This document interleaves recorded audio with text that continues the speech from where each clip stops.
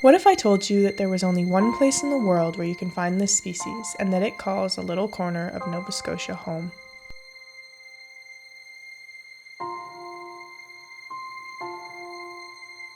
A maritime province nestled in Mi'kma'ki on the rugged Atlantic coast of Canada, home to good music, life by the sea, and the last remaining Atlantic whitefish.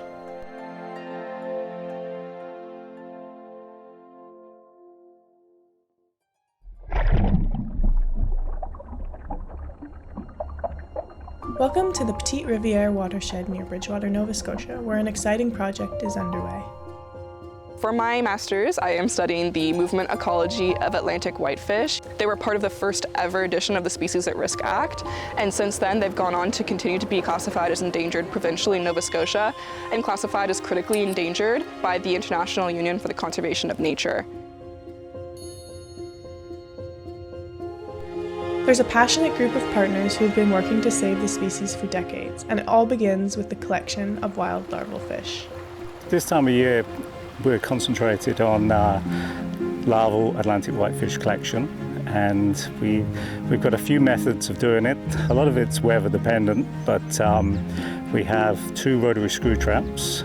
We also have 2 other fight net traps, and also on Molipscot Lake there's an overflow channel, and depending on the water levels they can work really well. They got set up last week of April, and we monitor them pretty much until the end of May. And so every 24 hours we come by, we open up the actual holding boxes and check for larval Atlantic whitefish.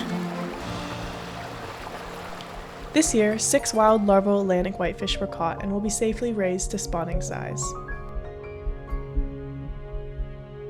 Larval collection has been essential for growing a broodstock of Atlantic whitefish at the Dalhousie Aquatron. This opens up opportunities for research and recovery projects.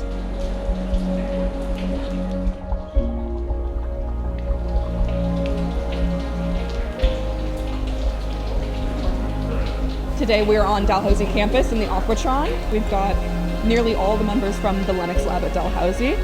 We also have Jeremy Broom from DFO, who's been a huge part of this project. We are going to be tagging the Atlantic whitefish so that we can track their movements after we release them to the wild.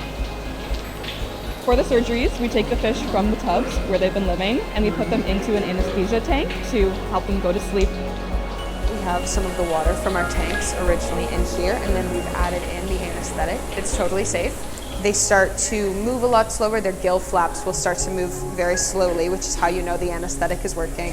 And when you touch right above their caudal fin, it'll also won't really have a reaction. So that's how you know the fish is starting to anesthetize fully, and then we can move it over to the surgery table.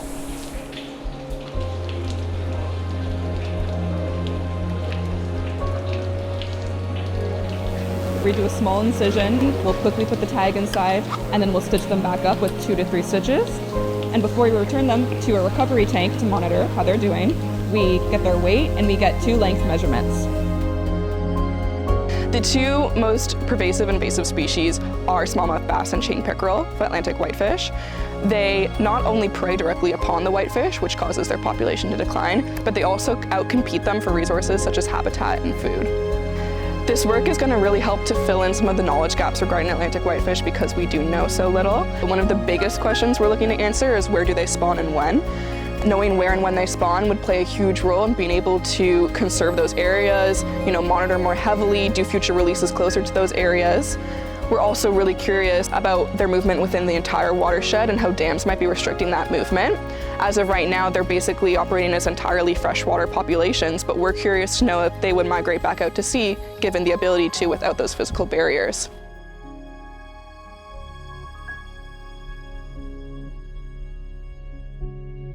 Our first step of the summer field season was to complete all of the receiver deployments throughout the entire Petite Rivière estuary. Receivers are devices used in acoustic telemetry. What we're doing is getting them ready to be moored and anchored to the bottom of Molipscot Lake, where we are right now. And what these will do is they'll pick up the acoustic signals that the tags are going to send that are implanted within the whitefish. So this will help us detect their movements, and we're hoping to get a nice, good amount of coverage so that they don't go anywhere that we don't know about. So we want to have all of these listening devices out throughout the system before we release the fish so that we can make sure that we are ready to listen for them once they get out there. We started with receiver deployments in the lake, and we deployed a grid of receivers covering most, if not all, of the lake well.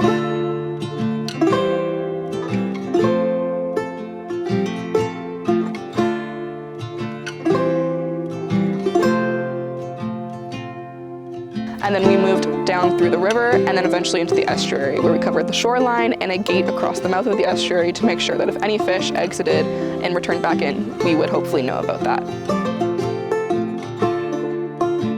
Atlantic whitefish are considered to be salmonids, and their evolutionary path is unique for a few different reasons. They're considered genetically distinct from all other species within their family, which means that their DNA is different and recognizable and specific to only Atlantic whitefish compared to all other species that they're most closely related to. It's also a really unique evolutionary path because they're considered to be a basal lineage. So what that means is if you picture a tree being the evolution of all of the species that Atlantic whitefish are classified along with, and the trunk is the beginning of time, Atlantic whitefish would be the first branch to break off of that tree at the very earliest time, and then all other species continue to evolve together more similarly. So they've outlived other extinct species like the woolly mammoth and the dodo bird.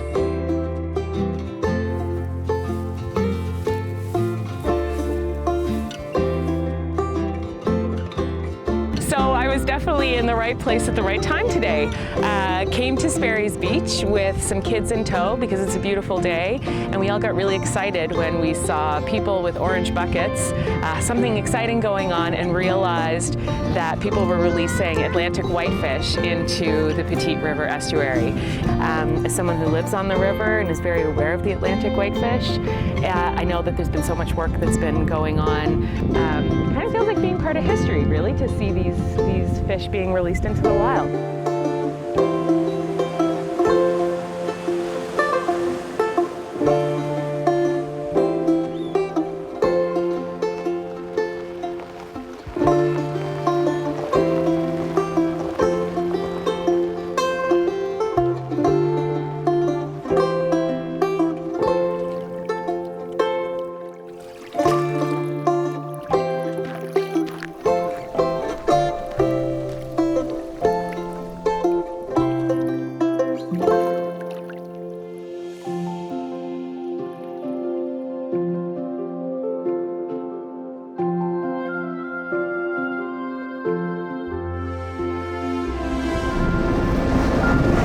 So right now we're headed to release the whitefish. They're in the tank right behind us. There's about 8 of them in there, and we're going to the deepest part of the lake so they can get some nice cold water.